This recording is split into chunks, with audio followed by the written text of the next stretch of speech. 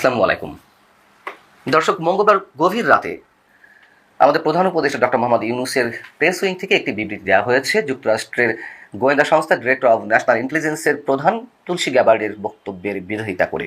আপনারা জানেন তিনি এই মুহূর্তে ভারতে অবস্থান করছেন এবং সেখানে সে দেশের অন্যতম গণমাধ্যম এনডিটিভিকে একটি সাক্ষাৎকার দিয়েছেন, লাইভ ইন্টারভিউ, যেখানে তিনি উল্লেখ করেছেন বাংলাদেশ প্রসঙ্গে যে বাংলাদেশে ধর্মীয় সংখ্যালঘুদের উপরে নিপীড়ন এবং হত্যা চলছে এবং বাংলাদেশ ইসলামী সন্ত্রাসবাদীদের হুমকির মুখে। মূলত তার এই বক্তব্যের বিরোধিতা করে বক্তব্যটিকে যথেষ্ট বিভ্রান্তিকর এবং যথেষ্ট তথ্য প্রমাণের উপর ভিত্তি করে দেওয়া হয়নি বলে প্রধান উপদেষ্টা ডক্টর মোহাম্মদ ইউনূসের দপ্তর থেকে, প্রেস উইং থেকে দাবি করা হয়েছে। এবং এই স্টেটমেন্টটি আমার কাছে যথেষ্ট ইন্টারেস্টিং এবং স্ববিরোধী বলে মনে হয়েছে। কেন স্ববিরোধী এবং ইন্টারেস্টিং সেটির ক্ষেত্রে প্রথম প্রশ্ন হচ্ছে যে তুলসী গ্যাবার্ড লাইভ ইন্টারভিউটি শেষ করলেন সোমবার বিকাল 5টার আগে বা সন্ধ্যার আগে। এই বিষয়ে আমি নিজেও সন্ধ্যার পরপরই একটি কন্টেন্ট আপলোড করেছি সন্ধ্যা 6:30টার দিকে। সেখানে গভীর রাতে আমাদের প্রধান উপদেষ্টার দপ্তর থেকে কেন স্টেটমেন্ট দিতে হয় যদি তার এই বক্তব্যকে বাংলাদেশের জন্য এতটাই বিভ্রান্তিকর এবং বাংলাদেশকে খাটো করা ইঙ্গিত বলে মনে হয়। বিবৃতিতে বলা হয়েছে তার এই বক্তব্যটি যথেষ্ট প্রমাণের উপরে দেওয়া হয়নি এবং বিভ্রান্তিকর, অতিরঞ্জিত বলেও মন্তব্য করা হয়েছে। আর স্ববিরোধিতা এই বিবৃতির মধ্যে স্পষ্টভাবে উঠে এসেছে, বা বিবৃতির মধ্যে দিয়ে যেই শেখ হাসিনার বিরুদ্ধে জিহাদ ঘোষণা করা হয়েছে এক প্রকার বর্তমান সরকারের পক্ষ থেকে, সেই শেখ হাসিনাকেই সমর্থন করা হয়েছে প্রকারান্তরে। বিষয়টি বলছি আমি। দ্বিতীয় প্রশ্ন হচ্ছে তুলসী গ্যাবার্ডের এই বক্তব্য যদি তথ্য ভিত্তিহীন হয়ে থাকে বা বিভ্রান্তিকর বলে মনে হয়ে থাকে, তাহলে এর আগে আন্তর্জাতিক গণমাধ্যম ডয়েচে ভেলে থেকে শুরু করে বিভিন্ন গণমাধ্যমে যেই ধরনের রিপোর্টিং হয়েছে বাংলাদেশের উগ্র চরমপন্থা বা ধর্মীয় মৌলবাদ সম্পর্কে, সে সম্পর্কে কেন কোনো প্রতিবাদ দেওয়া হয়নি? যেমন আন্তর্জাতিক গণমাধ্যম ডয়েচে ভেলেতে তো একেবারে স্পষ্ট করে বলা হয়েছে চরমপন্থী সংগঠন সম্পর্কে।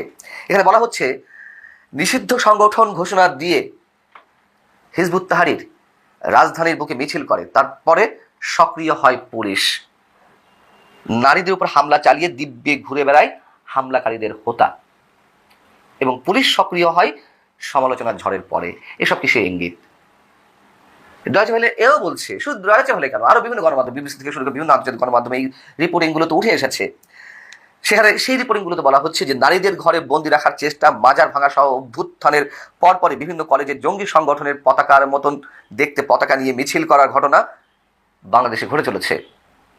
সরকার কিছু ক্ষেত্রে ব্যবস্থা নিলেও বিশ্লেষকরা মনে করছেন তা যথেষ্ট নয়, এবং হিজবুত তাহরির কোনো জঙ্গি তৎপরতা বা বোমা বিস্ফোরণ বা অ্যাটাকিং এর কোনো ঘটনার জন্ম না দিলেও, মানে বর্তমান বা সাম্প্রতিক অবস্থায় তারা যে মনস্তাত্ত্বিক হামলা চালাচ্ছে, এটি জঙ্গিবাদের প্রধানতম চরমতম স্তর বলে মনে করছেন নিরাপত্তা বিশ্লেষকরা।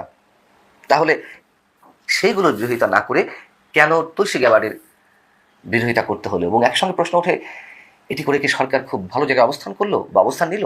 হয়তো ফর্মালিটির জায়গা থেকে এ ধরনের কোনো প্রতিবাদ করতে হয় বিধায় করা, আমরা জানি না। এবং সবচেয়ে বড় বিষয় হচ্ছে যে কথাই বলছিলাম, যে শেখ হাসিনার দল আওয়ামী লীগ এবং শেখ হাসিনার বিরুদ্ধে সরকারের যাবতীয় কর্মকাণ্ডের চিন্তা চেতনে মননে সবকিছু প্রস্ফুটিত হচ্ছে নানান বিষয়, সেই শেখ হাসিনাকেই তো প্রকারান্তরে এই বিবৃতিতে সমর্থন করা হলো। বিবৃতিতে স্পষ্টভাবে এখানে বলা হচ্ছে, প্রেস উইংয়ের বিবৃতিতে, যে চরমপন্থা এবং সন্ত্রাসবাদের বিরুদ্ধে লড়াইয়ে অসাধারণ অগ্রগতি অর্জন করেছে বাংলাদেশ। ধারাবাহিকভাবে আন্তর্জাতিক সম্প্রদায়, বিশেষ যুক্তরাষ্ট্রের সঙ্গে অংশদায়িত্বে আইন শৃঙ্খলা, সামাজিক সংস্কার এবং অন্যান্য সন্ত্রাস বিরোধী তৎপরতার মাধ্যমে এসব চ্যালেঞ্জ মোকাবেলা করে আসছে। বাংলাদেশকে ভিত্তিহীনভাবে ইসলামিক খিলাফতের সঙ্গে যুক্ত করার চেষ্টা করা হয়েছে। আচ্ছা, বাংলাদেশ যে সন্ত্রাসবাদকে মোকাবেলা করে আসছে, এটি বাংলাদেশের জন্য চ্যালেঞ্জ হলো, এটি তো আর নিশ্চয়ই বর্তমান সরকারের সময় নয়, তাই না? যে 6 মাস বা 7 মাসে তারা বহুত কিছু করে ফেলেছে।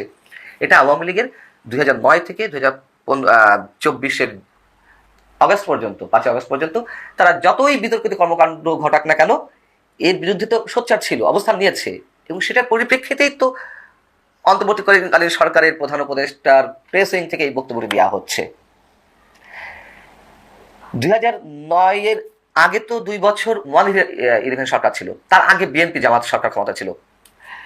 তখন বাংলা ভাইদের উত্থান, শায়েখ আব্দুর রহমানদের উত্থান, যদি সে সময় বাংলা ভাই কিংবা শায়েখ আব্দুর রহমানদের ফাঁসি দেওয়া হয়েছে বিএনপির সময়, এটাও সত্য কথা। 10 ট্রাক অস্ত্র এলো, সারা দেশে জেএমবি বোমা হামলা করলো। এগুলো তো তখনকার উত্থান ইসলামী সন্ত্রাসবাদীদের, কথিত ইসলামী জঙ্গিদের। তারপরে আওয়ামী লীগ ক্ষমতায় এসে তারা তাদেরকে দমন করে রেখেছে, এটাও সত্য কথা, এবং সেটাই তো উঠে এসেছে প্রধান উপদেষ্টা প্রেস উইংয়ের বিবৃতিতে। এবং আমি কথাও বলে রাখি, অনেকে নিশ্চয়ই প্রসঙ্গ তুলবেন যে আওয়ামী লীগ জঙ্গিবাদ নির্মূলের ক্ষেত্রে অনেক ক্ষেত্রে নাটক করেছে, করতে পারে, তাদের তৎপরতা বেশি দেখানোর জন্য। কিন্তু বাস্তবতা তো সন্ত্রাসবাদী জঙ্গিবাদী সংগঠনের মাথাচাড়া দিয়ে ওঠার সুযোগ তো অনেকখানি কমে এসেছিল, এবং সেটাই প্রধান উপদেষ্টার প্রেস উইংয়ের এই বিবৃতিতে উঠে এসেছে। তার মানে এখানে শেখ হাসিনার সফলতা স্বীকার করতে বাধ্য হলো। তুলসী গ্যাবার্ড যে মন্তব্যটি একেবারে সরাসরি করেছেন যে ইসলামিক খিলাফত সৃষ্টিকারীদের উদ্দেশ্য সব জায়গাতে একই থাকে, বাংলাদেশেও সেটি লক্ষ্য করা যাচ্ছে।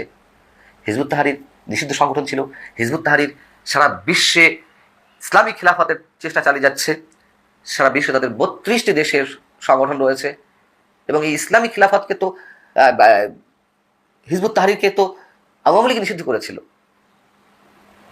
তাহলে তুলসী গ্যাবার্ডের এই বক্তব্যগুলো কেন আমরা তথ্য ভিত্তিহীন বলে মন্তব্য করছি? এবং মাঝখানে যে কথাই বলছিলাম যে এই বিবৃতিটি সরকারের জন্য ভালো কিছু বই আনার বদলে হিতে বিপরীত হয় কিনা সেটি আমাদের দেখার বিষয়। আমার মনে হয় এই বিবৃতিটি দিতে গিয়ে এত সময়ের প্রয়োজন হয়েছে। সরকার নিজেও আমার ধারণা একটা বিভ্রান্তিকর অবস্থায় ছিল যে বিবৃতিতে কি লিখবে কি লিখবে না। আল্লাহ হাফিজ।